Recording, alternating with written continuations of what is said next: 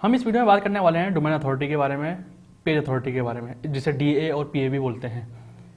ये क्या होता है और किसने इंट्रोड्यूस करवाया? डोमेन अथॉरिटी और पेज अथॉरिटी ये बेसिकली इंट्रोड्यूस करवाया मोज ने।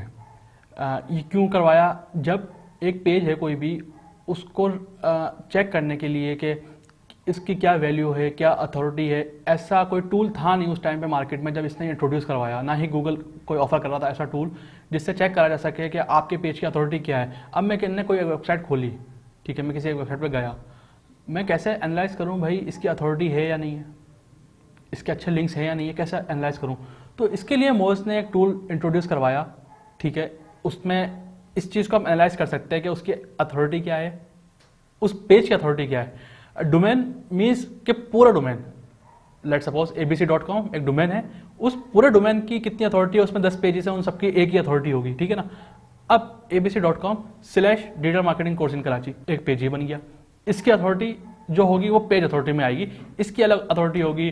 मेरे पास वेब डेवलपमेंट का एक कोर्स है, उसकी पेज अथॉरिटी अलग होगी, लेकिन डोमेन अथॉरिटी सबकी सेम होगी क्योंकि वो बिलोंग करती है आपके डोमेन से, और पेज अथॉरिटी बिलोंग करती है जो आपका पेज है उसके अकॉर्डिंगली।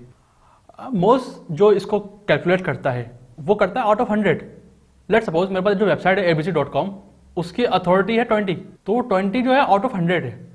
जो उसके 100% जो होगी वो फिर 99 100 तक जाती है, तो वो अलग बात है, लेकिन अभी जो 20 है वो आउट ऑफ 100 है। इसी तरीके से पेज अथॉरिटी भी है, जो पेज अथॉरिटी होती है वो भी ऐसी ही होती है कि आउट ऑफ 100 होती है। इसको चेक कैसे करते हैं देखते हैं इस चीज़ को। ओके जी, हम लैपटॉप स्क्रीन तरफ आ गए हैं अपनी, और मैंने खोल लिए है वेबसाइट जहाँ पर हम लास्ट टाइम थे। हम चले जाते हैं मोज के ऊपर, क्योंकि बात हम जो कर रहे हैं वो मोज के टूल की बात कर रहे हैं डोमेन अथॉरिटी के लिए।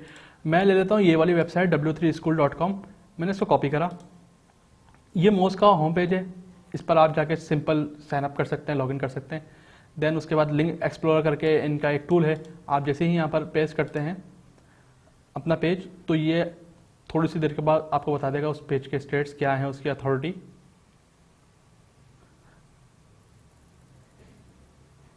ये देखें 91 है आउट ऑफ 100, मतलब बहुत बड़ी वेबसाइट है W3 स्कूल, तो उसकी अथॉरिटी बहुत ज़्यादा है 91। इस तरह से इसकी हम पेज डोमेन अथॉरिटी हम चेक कर सकते हैं। अच्छा, मैं अब ये तो मैनुअली मैंने एक वेबसाइट का चेक कर लिया, ठीक है ना। अब मैं बहुत सारी वेबसाइट्स को चेक करना चाह रहा हूँ, तो उसके लिए एक बेहतरीन मोज का एक टूल है, मोज एक्सटेंशन करके आप सर्च करेंगे तो आपको मिल जाएगा।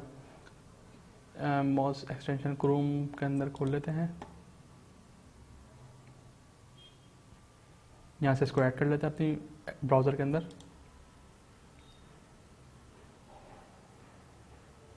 ये मेरे पास ऐड हो चुका है।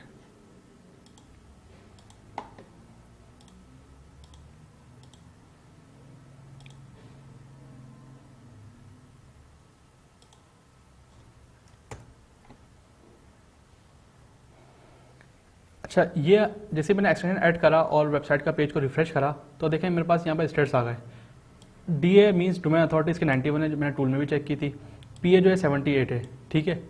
तो इस तरह से हम वेबसाइट का डोमेन अथॉरिटी और पेज अथॉरिटी चेक कर सकते हैं। डोमेन अथॉरिटी और पेज अथॉरिटी मोज कैसे चेक करता है, उसका क्या क्राइटेरिया है, इसको बता देता हूँ मैं आपको।